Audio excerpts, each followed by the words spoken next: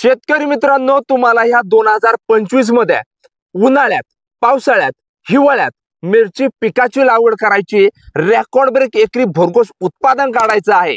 तर ह्या व्हिडिओ मध्ये मी तुम्हाला मिरची पिकाला लागवड ते 12 दिवसापर्यंत नियोजन सांगणार आहे।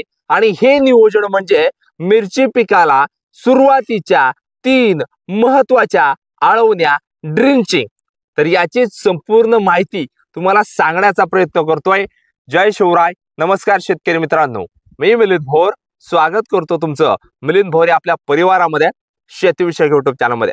शेतकरी मित्रांनो, तुम्ही ह्या 2025 मध्ये उन्हाळ्यामध्ये मिरची लागवड केली तर जास्त हीट मिरचीची मर होते, पावसाळ्यात मिरची लागवड करता जास्त पाणी मिरचीची सड होते, हिवाळ्यात मिरची लागवड करता मिरचीला डेंजर काकड्या बोकड्या रोग येतो। मग ह्या मिरचीचं भरघोस उत्पादन काढायचं तरी कसं, तर अतिशय तातडीचं आणि महत्त्वाचं शेड्यूल मिरची लागवड ते 10 आणि 12 दिवसापर्यंत देतोय। भरपूर दिवसानंतर मिलिंद भोरे आपल्या शेतीविषयक YouTube चॅनलवर मिरची पिकाची व्हिडिओ तुमच्या समोर घेऊन आलेलो आहे। इथून पुढे प्रत्येक 2-2 दिवसानं मिरची पिकाचं शेड्यूल हे तुमच्या समोर मी घेऊन येणार आहे। ह्या व्हिडिओमध्ये मिरचीला सुरुवातीला जगवण्यासाठी, मर रोग थांबवण्यासाठी, फुटवा जबरदस्त काढण्यासाठी, कीड रोग समस्या यांच्यावर नियंत्रण मिळवण्यासाठी आणि मिरचीला डेंजर काकड्या बोकड्या रोग येतो हा देखील कशा पद्धतीने कव्हर करता येईल, तर त्या मिरची लागवड ते 10 ते 12 दिवसापर्यंत ज्या 3 महत्त्वाचे आळवणी, ड्रिंचिंग या आहेत ना, या सांगतोय। मग हे ड्रिंचिंग आळवणी आहेत तरी कशा, यांचे फोटो, यांचे एकरी प्रमाण कशा पद्धतीने असेल याची माहिती सांगतोय। या माहितीसाठी जे कोणी शेतकरी बांधव सर्वप्रथम मिलिंद भोरे आपल्या शेतीविषयक YouTube चॅनलवर नवीन असतील, आजच ही व्हिडिओ पाहत आहात, सबस्क्राइब नक्की करायचंय, समोरील घंटा ऑल ठेवण्याचा प्रयत्न करायचा आहे। मिरची लागवड केली, करायची देखील आहे, कोणत्या तालुक्यातून, जिल्ह्यातून, गावातून व्हिडिओ पाहता कमेंट्स नक्की करा। तर शेतकरी मित्रांनो, माहितीला सुरुवात करूया वेळ वाया न घालवता। या 2025 मध्ये तुम्ही उन्हाळ्यात, हिवाळ्यात, पावसाळ्यात कधीही मिरची करा, पण मिरची लागवड करते वेळी एक महत्त्वाची रोपांचं नियोजन सांगतो। 21 ते 25 आणि फार फार तर 30 दिवसांचं रोप असणं गरजेचं आहे। हे रोप आल्यानंतर अर्धा दिवस सावलीत, अर्धा दिवस उन्हात ठेवायचं। मात्र यामध्ये आपल्याला एक्झाडोस आणि निमोएड याची फवारणी करायची, एक नॉर्मल हात काढून घ्यायचा, जेणेकरून पुढे जाऊन जास्त कीड रोग समस्या याला येणारच नाही। कारण मिरचीच्या रोपांना तुम्ही जर योग्य नियोजन करत असाल आणि मिरचीचं रोप डेव्हलप असेल, पुढे जाऊन तुम्हाला फायदा होतो। तर मिरची आता आपण लागवड केलेली आहे आणि आता वेळ आलेली आहे पहिली महत्त्वाची ड्रिंचिंग आळवणी करायची।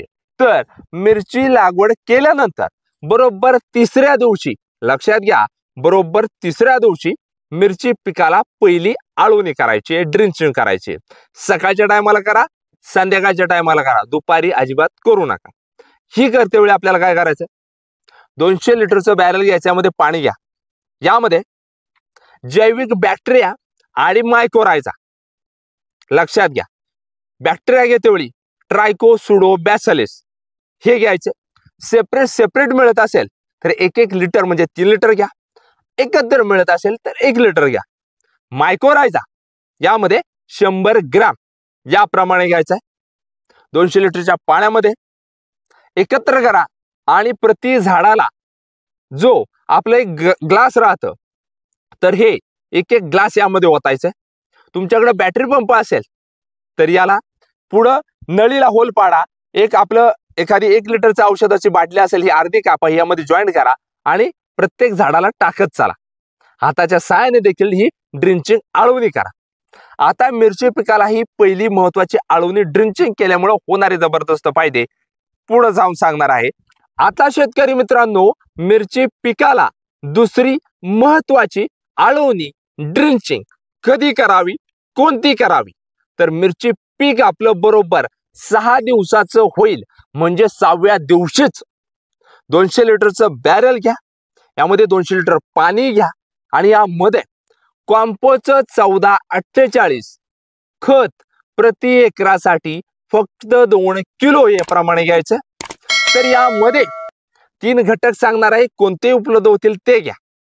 आपण फ्लंबरची घेऊ शकतो, आदामाचं प्रति एकरासाठी 1 लिटर, हे उपलब्ध होत नाही तर तुम्ही शक्तिमान पशुराचं घेऊ शकता, प्रति एकरासाठी 5 लिटर, हे उपलब्ध होत नाही जीव ॲग्रोचं सेफ टॉन घेऊ शकता प्रति एकरासाठी 1 लिटर।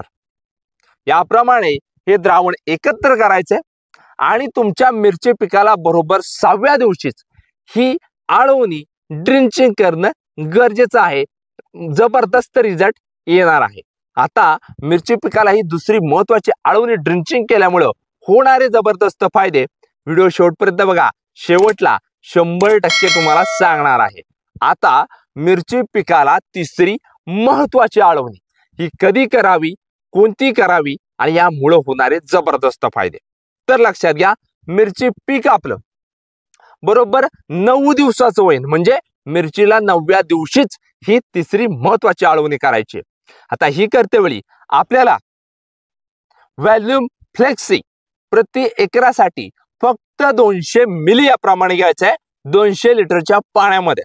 तर यामध्ये आपल्याला पुन्हा एकदा 3 घटक सांगणार आहे, यापैकी कोणतेही एक घ्या, कारण शेतकऱ्यांकडे उपलब्ध होत नाही, कृषी सेवांमध्ये मिळत नाही, त्यामुळे 3 सांगतो। तर हे घेते वेळी आपण काय करू शकतो, कोणताही कार्बन हे उपलब्ध करा। हे घ्या, कार्बन उपलब्ध होत नाही तर तुम्ही ह्युमिक ऍसिड घेऊ शकता, कोणतंही जे उपलब्ध होईल ते।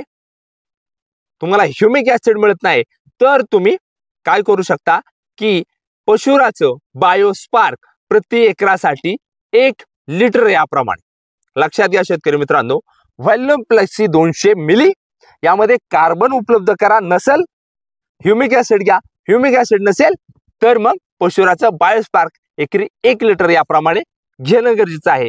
आणि हीच आळवणी ड्रिंचिंग तुमच्या मिरची पिकाला 9व्या दिवशी करणं गरजेचं आहे। आता शेतकरी मित्रांनो, मिरची पिकाला हे लागवड पासून तर 9 दिवसापर्यंतचं महत्वाचं नियोजन, पण मिरची पिकाला आता ह्या आळवण्या ड्रिंचिंग केल्यामुळं होणारे जबरदस्त फायदे कसे आहेत तर ते एकदा सांगतो। लक्षात घ्या, आपण पहिली महत्वाची ड्रिंचिंग आळवणी जी करणार आहोत, तर ही केल्यामुळं मर रोग ही 100% थांबणार आहे आणि मिरची तुमची जबरदस्त जगणार आहे आणि नवीन मुळ्या जास्त प्रमाणात डेव्हलप होणार आहे। तर मिरची पिकाला दुसरी महत्वाची आळवणी ड्रिंचिंग केल्यामुळे काय होणार आहे की मिरची पिकाला फुटवा जास्त प्रमाणे, फांद्यांची संख्या जास्त प्रमाणे लागणार आहे आणि विशेष म्हणजे पानं रुंद होऊन तुमच्या मिरचीचं भरघोस उत्पादन व्हायला मदत होणार आहे, कारण झाड जेवढं डेव्हलप तेवढीच रोगराई जास्त कमी प्रमाणात आलेली दिसून येते। आता शेतकरी मित्रांनो, मिरची पिकाला तिसरी महत्वाची आळवणी ड्रिंचिंग केल्यामुळे काय फायदे होणार आहे तर लक्षात घ्या, मिरचीला जमिनीतली जी खोडकिडी हा मरणार आहे, त्याचबरोबर काय होतं, झाड आपलं कडू पडतं आणि झाड आपलं निरोगी राहतं आणि टॉनिक मुळे मिरचीला निरोगी आणि रोग प्रतिकारक क्षमता जास्त प्रमाणे वाढली जाते आणि निश्चित स्वरूपात या तिन्ही आळवण्यांचा अशा पद्धतीने तुमच्या मिरचीला फायदा होतो। त्यामुळे शेतकरी मित्रांनो, मिरची पिकाला सध्याच्या घडीला ज्या ज्या शेतकऱ्यांना लागवड करायची आहे, ह्या 2025 मध्ये उन्हाळ्यात करा, पावसाळ्यात करा, हिवाळ्यात करा, कोणत्याही ऋतू हंगामामध्ये मिरचीची लागवड करा, पण तुम्ही मिरचीचं हे शेड्यूल अशा पद्धतीने फॉलो करत असाल, निश्चित स्वरूपात एकही मिरचीचं झाड मरणार नाही आणि जबरदस्त तुमची मिरची डेव्हलप होणार आहे, रोग प्रतिकारक क्षमता वाढणार, निश्चितच थ्रिप्स मावा तुडतुड्यांचा अटॅक कमी होणार आणि मिरचीचं भरघोस असं उत्पादन वाढायला मदत होणार। पण मिरचीच्या रोपांना एक फवारणी सांगितली आणि मिरचीला या 3 महत्वाच्या आळवणी सांगितल्या, पण यामध्ये काय करायचंय की ह्या मिरचीला 9 दिवसांच्या दरम्यान आपल्याला एक महत्वाची फवारणी करायची आहे, प्रोपेक्ट सुपरचा प्लेन हात काढून घेणं गरजेचं आहे, जेणेकरून आता जर हा प्रोपेक्ट सुपरचा हात घेत असाल, कारण पुढे मिरचीला फुलकळी लागली तर आपल्याला प्रोपेक्ट सुपर हे फवारणी करता येत नाही, त्यामुळे आत्ताच मिरचीला ह्या 9 दिवसांच्या गॅप मध्ये प्रोपेक्ट सुपरची महत्वाची फवारणी करा, जेणेकरून थ्रिप्स मावा तुडतुड्यांचा रसशोषक किडी पांढरी माशी यांचा अटॅक कमी स्वरूपात होईल, वास जास्त प्रमाणे तुमच्या प्लॉट मध्ये राहील आणि एकंदरीतच तुमच्या मिरचीला डेंजर कोकड्या रोग अजिबात येणार नाही आणि विशेष म्हणजे तुमचं मिरचीचं झाड जास्तीत जास्त डेव्हलप होईल। पण मिरची पिकाला पाणी नियोजन कशा पद्धतीने करावं आणि मिरची पिकाला लागवड ते 9 दिवसापर्यंत नियोजन सांगितलं, पण पुढं कशा पद्धतीने नियोजन करता येईल याची माहिती मी येणाऱ्या काळात टप्प्याटप्प्यानुसार तुमच्या समोर घेऊन येणार आहे। त्यासाठी जास्तीत जास्त मला कमेंट्स करा। या व्हिडिओमध्ये मी तुम्हाला सांगितलं होतं की मिरचीला लागवड ते 10 ते 12 दिवसांचं नियोजन सांगाल, पण हे 2 दिवसाचं नियोजन मी मुद्दामून राखून ठेवलेलं आहे, जेणेकरून जास्तीत जास्त तुमच्या कमेंट्स आल्या पाहिजे। तुम्ही कोणत्या तालुक्यातून, जिल्ह्यातून, गावातून व्हिडिओ पाहता कमेंट्स नक्की करा। मिरचीला कोणतीही शंका असल्यास खाली कमेंट्स दन करायचे आहेत आणि येणाऱ्या 2 दिवसामध्ये मिरचीची व्हिडिओ बघायला विसरू नका। अजून देखील मिलिंद भोरे आपल्या शेतीविषयक YouTube चॅनलला सबस्क्राईब केलं नसेल, सबस्क्राईब नक्की करा। समोरील घंटा ऑल ठेवण्याचा प्रयत्न करायचा आहे। धन्यवाद। जय जवान, जय किसान।